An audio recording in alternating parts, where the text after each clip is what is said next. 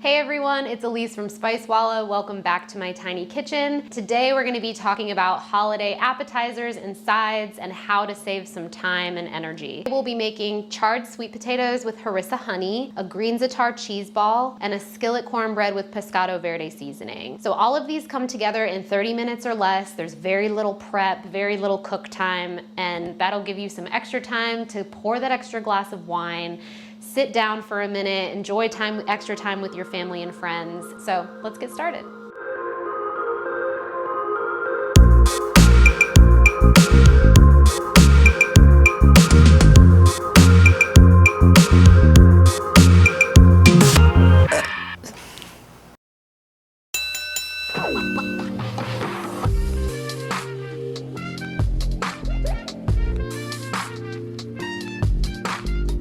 So first dish we're gonna make today is some charred sweet potatoes with Harissa Honey. This recipe is really easy to put together because you don't have to peel the potatoes, you just have to quarter them and scrub them and make sure that all the dirt is off of the skins. But once we do that, this is the only prep you have to do. So what we're gonna do is actually cook these in the oven until they get soft, and then we'll broil them to get a nice char on them. We'll make a Harissa Honey to drizzle over, and that's all you have to do. This is just something you can throw together last minute. If you have a party you have to go to and you're in charge of one of the sides, this is a great, quick, and easy thing that you can make. So I have my quartered and washed sweet potatoes on a sheet tray with parchment paper, and then I'm just gonna drizzle some oil. I have some avocado oil, which I like to use for this recipe because it has a high smoke point. So we'll just make sure these are nice and coated in our oil. And then we'll season this with some kosher salt.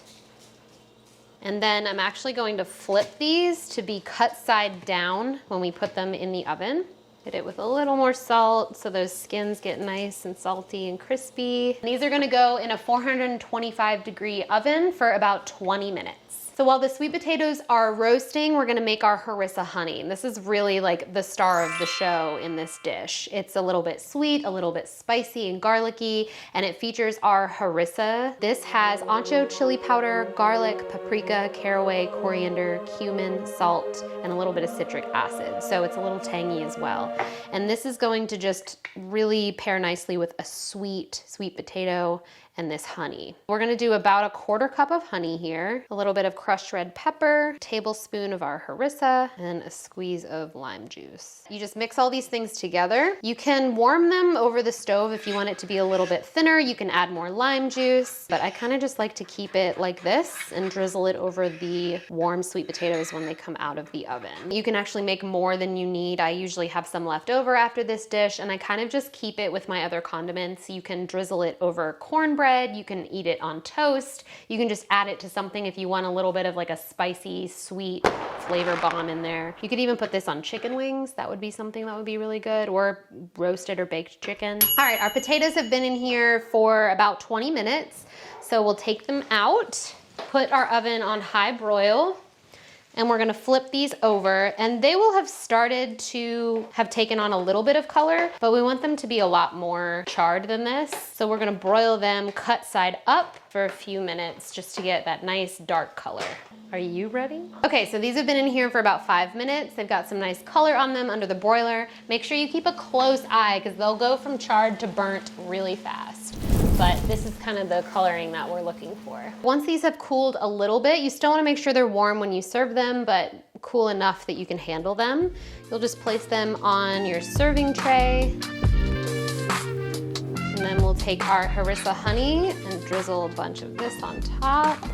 And then I have some roasted salted pecans. And then a little bit of fresh thyme on top.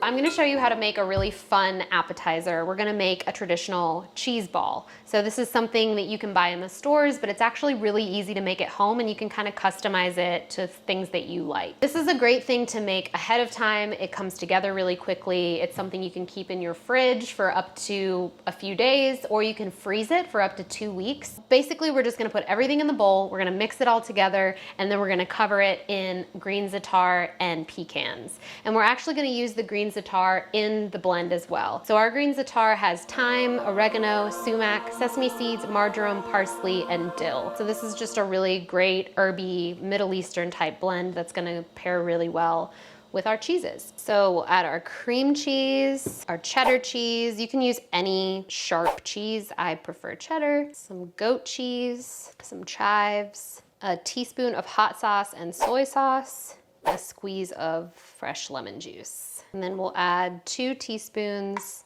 of our green za'atar. Okay, so there's 2 ways to do this. You can use a food processor, or you can use just a regular hand blender. I'm gonna use a hand blender today, and we're just gonna mix this until it's nice and soft and fluffy. Whoa!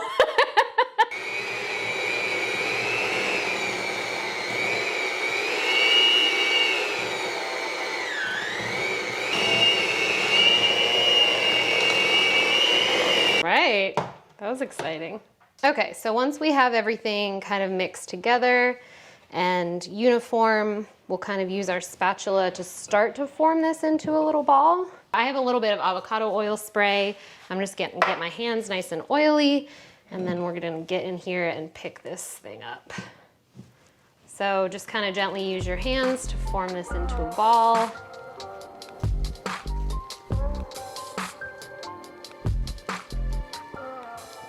So weird. It's like a little alien. We're just gonna wrap this in some saran wrap. So once it's in the saran wrap, you can kind of then really get in there and form it how you want it, kind of smooth over some edges. It doesn't have to be a perfect circle or sphere. This is the part that you can actually freeze for up to 2 weeks. You can leave it in your fridge for a few days. If you are going to freeze it, make sure that you take it out of the freezer and put it in the fridge the night before so it can get nice and soft. If you're putting it in the fridge, make sure you take it out about 30 minutes before you serve it so that it's nice and soft and spreadable. So we're gonna put this in our fridge for about an hour, and then we'll cover it with our za'atar and pecans. All right, so I have my chilled cheese ball here, so we'll just unwrap this. And I have a plate of toasted and salted pecans that have been crushed, and then I added our green za'atar to that as well. So you can see I chopped these pretty small. It's up to your discretion if you want bigger pieces on the outside, smaller pieces. I just kind of chopped them up to this size. I usually like pecans because they give it a nice like salty and kind of earthy flavor, but that's traditionally made with pecans, but you can use any nut that you want. Okay, so I'm actually just gonna put this in the center, and I'm just gonna start pressing this mixture on the outside. Make sure it's nice and evenly coated.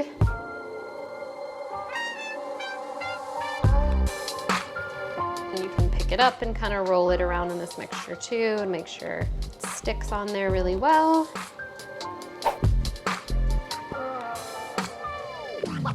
Once that is nice and covered, we're just gonna put this right on our plate of crackers.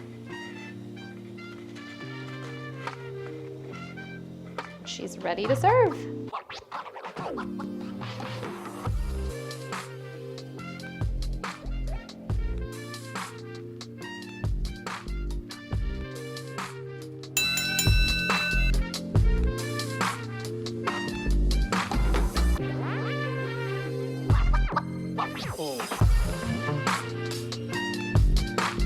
All right, the next dish we're gonna make is a skillet cornbread. So a lot of times at holiday dinners, people make rolls or loaves of bread, but that's really time consuming. You have to wait for the dough to rise and shape it and bake it.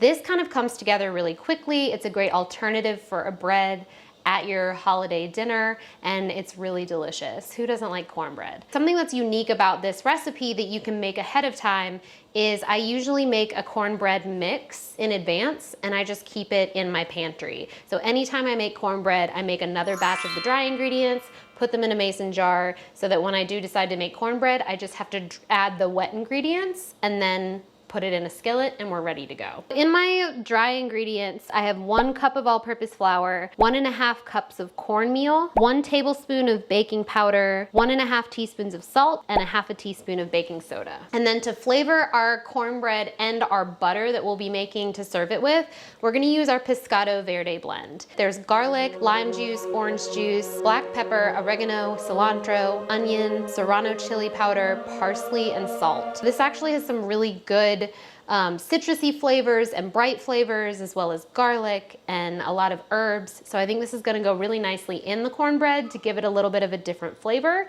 and also really pair well in the butter to go on top. While we are mixing our cornbread batter, I'm actually going to put our cast iron pan on the stove over medium-high heat so that it can get nice and hot before we add the batter to it. So just let it sit there, medium-high heat, and then we'll also preheat our oven to 375. Okay, so I have 1.5 sticks of melted butter that's cooled a little bit. And then I have 2 cups of buttermilk, 1/4 cup of maple syrup. So I'll whisk all these together. We'll add 3 eggs, add 1 at a time. So usually when I crack eggs, I crack them on the countertop instead of on the corner of the bowl. If you crack them on the corner of the bowl, a lot of times it'll force the cracked shell into the egg, and then that's how you get shells in there. So if you crack it on a flat surface first, then you won't risk getting shells in your batter.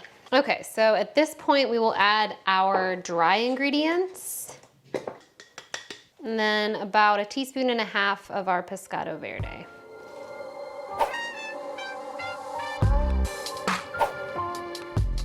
So that's about the consistency you want. It's gonna be like thick pancake batter. We're browning butter, okay. Before we put our batter in the pan, you've been heating this up on a medium-high heat, so it should feel pretty warm. We're gonna add about 4 tablespoons of unsalted butter, and we're just gonna brown this butter in the pan a little bit before we add our batter. So this will melt down pretty fast. And browning butter, you just wanna make sure that you don't burn it. So in order to make sure of that, you're going to just pay close attention to it, keep it moving in the pan, and as soon as you start to smell like a nutty smell, then you know that it's starting to brown, and then we'll add our batter to it. Also, when the bubbles die down a bit, that's usually an indicator that it's close to browning. So brown butter is just a really great nutty flavor that it adds to this cornbread. You could just melt this butter and pour it in now, but I really like the flavor that brown butter imparts on baked goods. And it's actually something you can make a bunch ahead of time. Like you could go ahead and brown like 1 pound of butter and just keep it in your fridge and add it to baked goods when it calls for butter instead of regular butter. You smell that? So we're starting to smell a nutty aroma. You can see when I'm swirling it around in the pan, it's got a little bit of a brown tinge to it. So, oh, that's the best smell in the world. So at this point, we are ready to add our batter. All right, this is gonna look a little crazy right now, but trust me, it's gonna be good. All that brown butter just kind of like enveloped over the top of that cornbread batter, and that's never a bad thing. Carefully transfer this. It's gonna be heavy.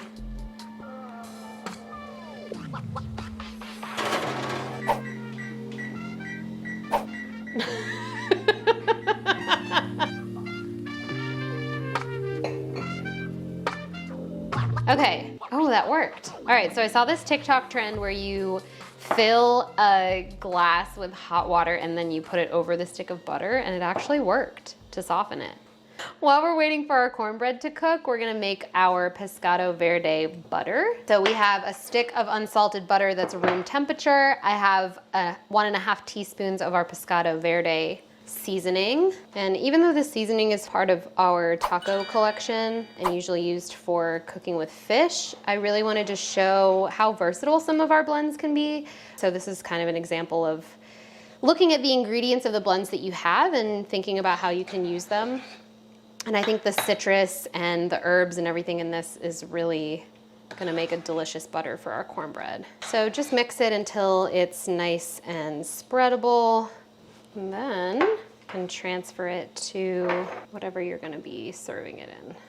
All right, so our Pescado Verde butter is done, and once our cornbread comes out of the oven, we'll spread a little bit of this on top and leave it out to serve with the cornbread as well. It looks like our cornbread is ready, so we'll take this out.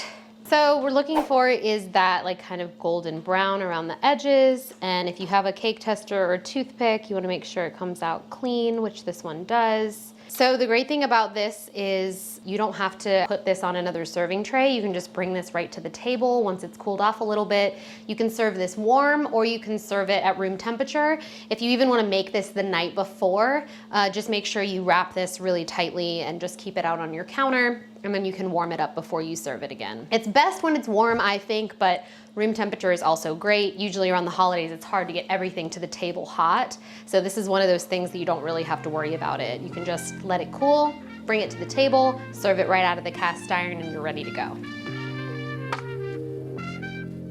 Okay, so I hope these recipes help you save some time and stress this holiday season and help you kind of get ahead and organized. Leave a comment and let us know which dish you'll be making, if you want to try different blends in this dish, or what your favorite holiday side or appetizer is. All the dishes we made today are featuring blends that are in our new unconventional holiday collection.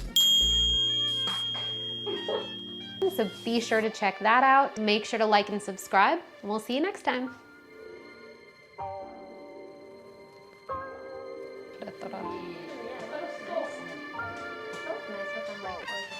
Yeah.